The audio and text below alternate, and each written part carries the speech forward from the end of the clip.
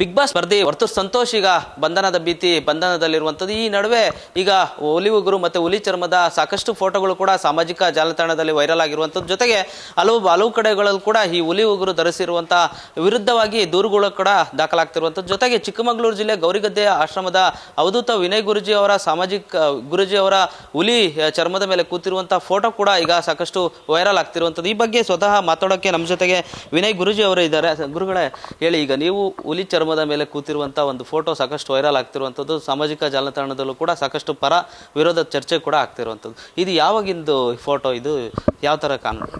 ನನಗಿಂತ ಉತ್ತರ ನಿಮಗೆ ಗೊತ್ತಿರುತ್ತೆ, ಯಾಕಂದರೆ ನ್ಯೂಸ್18 ಅವರು 1.5 ವರ್ಷದ ಹಿಂದೆ ಟಿ ವಿಯಲ್ಲಿ ನ್ಯೂಸ್18 ಅವರೇ ಇದನ್ನು ಮಾಧ್ಯಮದಲ್ಲಿ ಚರ್ಚೆ ಮಾಡಿದ್ದು. ಹಾಗಾಗಿ ನನಗೆ ಗೊತ್ತಿದ್ದಾಗೆ ಜನಕ್ಕೆ ಇನ್ನೊಮ್ಮೆ ರೀಟೆಲಿಕಾಸ್ಟ್ ನೋಡುವಂಥ ಒಂದು ಖುಷಿ ಇತ್ತೇನು. ಆವತ್ತು ನಾವು ಈ ಡಾಕ್ಯುಮೆಂಟು ಇದು ಮಾಧ್ಯಮದಲ್ಲಿ ಚರ್ಚೆ ಆದಾಗ ನಮಗೆ ಅವ್ರು ಕೊಡಬೇಕಾದ್ರೆ ಇದು ಗೌರ್ಮೆಂಟ್ ಡಾಕ್ಯುಮೆಂಟ್, ಇದನ್ನು ಕೊಟ್ಟು ಅದನ್ನು ಕೊಟ್ಟಿರು. ಈ ಚರ್ಚೆ ಆದಮೇಲೆ ಟ್ರಸ್ಟಿಗಳು ನಮಗೆ ಇದರದ್ದು ಸುಮ್ಮನೆ ಏನಕ್ಕೆ ಕಿರಿಕಿರಿ ಅಲ್ಲ, ದಿನಕ್ಕೊಬ್ಬರು ಏನೇನೋ ಮಾತಾಡ್ತಾರೆ ಅಂದಾಗ ನನ್ನನ್ನು ಕೇಳಿದರು, ನಿಮಗೆ ಅದು ಅಗತ್ಯ ಇದೆಯಾ ಆಶ್ರಮಕ್ಕೆ, ಇದ್ದರೆ ಇಟ್ಕೊಳ್ಳಿ, ಇಲ್ಲ ಅಂದರೆ ನಮಗೆ ಬೇಡ. ನನಗೇನು ಅಗತ್ಯ, ನನಗೆ ಯಾಕಂದರೆ ನಾನು ಧ್ಯಾನ ಮಾಡಿದ್ದು ಒಂದು ಬಂಡೆಕಲ್ಲು ಮೇಲೆ. ಈ ಹುಲಿ ಚರ್ಮದ ಮೇಲೆ ಸನ್ಯಾಸಿಗಳು ಧ್ಯಾನ ಮಾಡ್ತಾರೆ, ಹಿಂದಿಂದ ಋಷಿಗಳೆಲ್ಲ ಯೂಸ್ ಮಾಡ್ತಿದ್ರು. ಶಿವನ ಹತ್ರನೂ ಇದೀಗ ಶಿವನ ಮೇಲೆ ಇವರು ಕೇಸ್ ಹಾಕಬೇಕು, ನೋಡು ಅದೇನಾಗ್ತದೆ ಅಂಥೇಳಿ.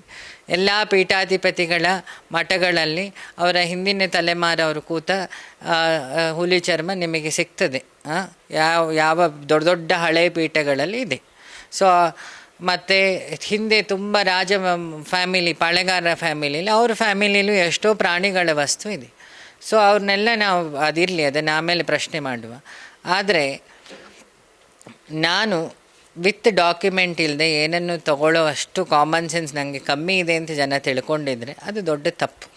ಅದು ರಾಷ್ಟ್ರೀಯ ಪ್ರಾಣಿ ಅನ್ನೋದು ಗೊತ್ತು, ನವಿಲು ರಾಷ್ಟ್ರೀಯ ಪಕ್ಷಿ ಅನ್ನೋದು ಗೊತ್ತು. ಸೊ ಹಾಗಾಗಿ ಇದು ನಮಗೆ 5ನೇ ಕ್ಲಾಸ್ ಪಾಠದ ಪುಸ್ತಕದಲ್ಲೇ ಕಲ್ತಿದ್ದೀನಿ, ಅದಕ್ಕೇನು BE ಮಾಡಬೇಕು ಅಂತಿಲ್ಲ. ನಮ್ಮ ಕಾನೂನು ಏನನ್ನೋದು ಗೊತ್ತು, ಅದಕ್ಕೆ ತರಬೇಕಾದ್ರೆ ಕಾನೂನುಬದ್ಧವಾಗಿ ಇದನ್ನು ತೊಗೊಂಡಿದ್ವಿ. ಅದಾದಮೇಲೆ ತಂದಮೇಲೆ ಅವರಿಗೆ ರಿಟರ್ನೂ ಮಾಡಿದರು ಟ್ರಸ್ಟಿಗಳೆಲ್ಲ, ಬೇಡ ಅದು ಸುಮ್ಮನೆ.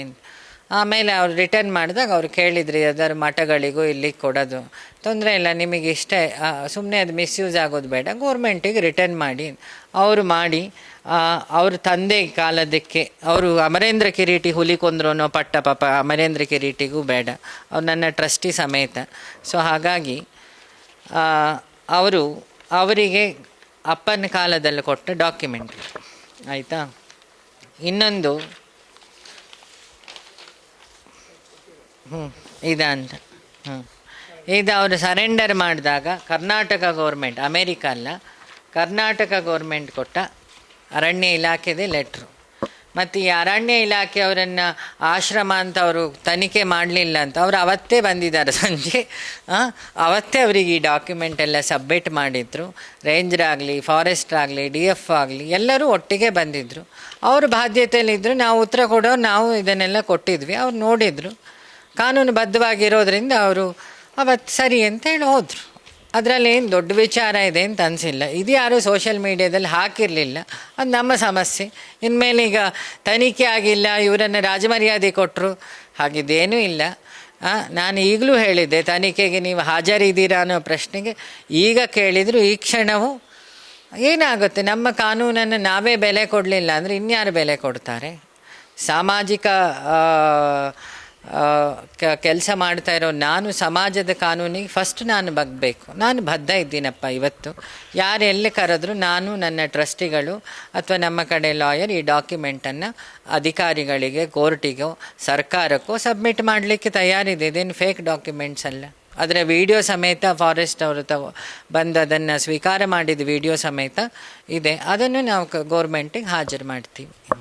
ಗುರುಗಳೇ, ಈಗ ಈ ನಿನ್ನೆ ಯಾರಾದರೂ ಅರಣ್ಯ ಅಧಿಕಾರಿಗಳು ಬಂದು ಭೇಟಿ ಮಾಡೋದು ಮತ್ತು ಎನ್ಕ್ವೈರಿ ಮಾಡೋದು ಆ ಥರದ್ದೇನಾದರೂ ಫಸ್ಟ್ ಅವರಿಗೆ ಫೋನ್ ಮಾಡಿದರು.